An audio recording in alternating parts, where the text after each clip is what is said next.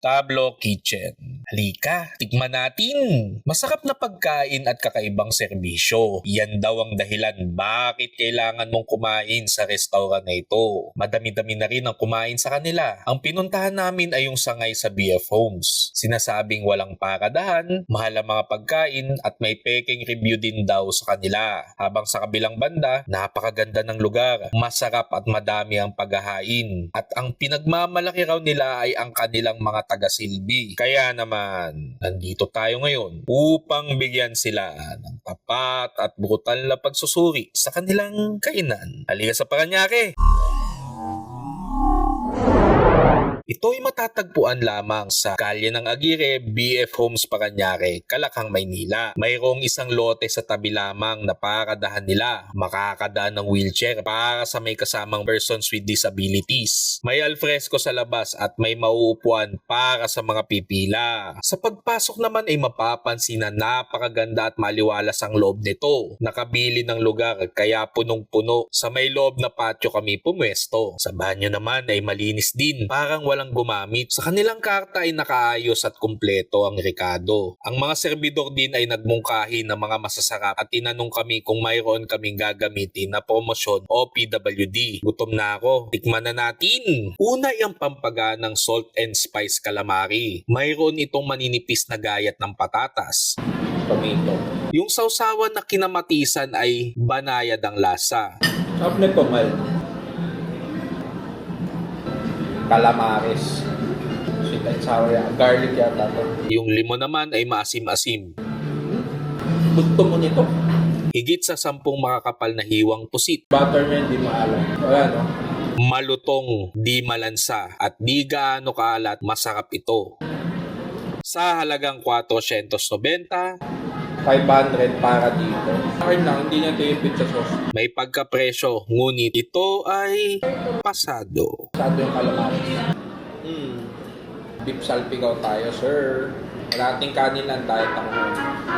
Kalaway ang creamy beef salpikaw. Mayroong French beans, mumunting tostadong patatas, malapot na sarsang mabawang. Yung bawang ay naka-confit, tostadong shiitake at malambot na hiwang baka. May kasama ng isang mangkok ng kanin. Sobrang lambot at sarap nito. Nuot na nuot ang lasa. Sa halagang 640, ito ay pasado.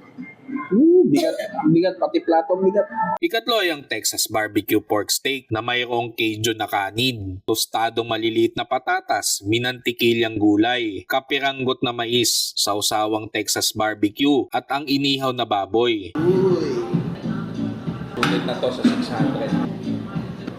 Yeah, barbecue. Ito masarap. Sakto yung lambot.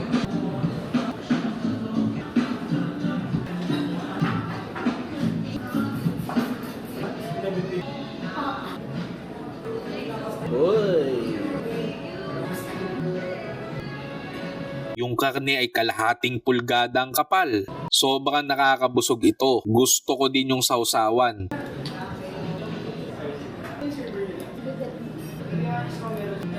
Ito pa?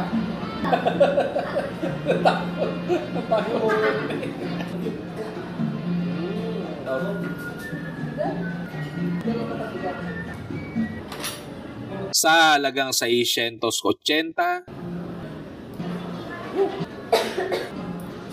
Buti na lang, hindi na tayo laptop. ito ay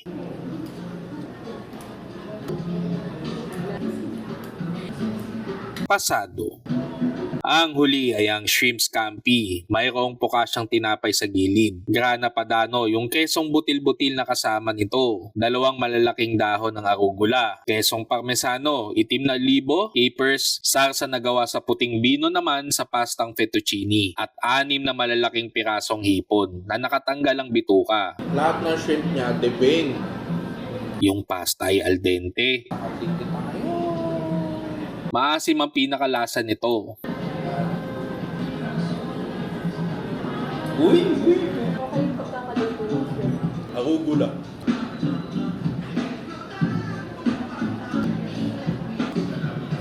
Malapit to shrimp ng pasta. Yung hipon ay malambot din at hindi malansa. Gusto namin ito. Wala yung buntot. Combine na. Sa halagang 890, Pasado. ito ay Pasado.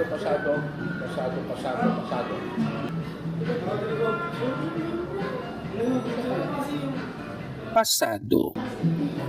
Sa panghimagas naman ay ang Choco Slice. Makapal, di gaano katamis at talagang di na kami umabot dito at inuwi na lang namin. Sa halagang 220, Uy! ito ay pasado. Good job.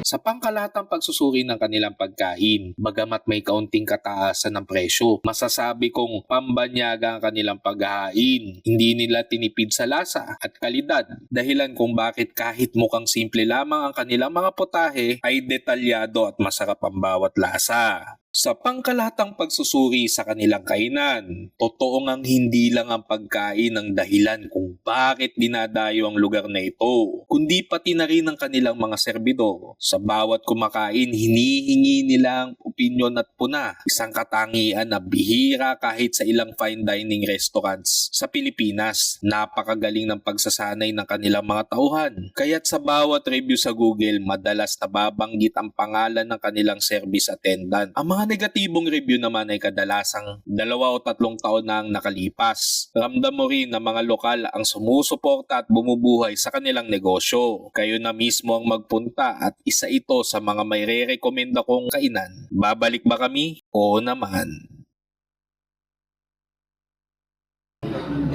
Kasi ako natin para sa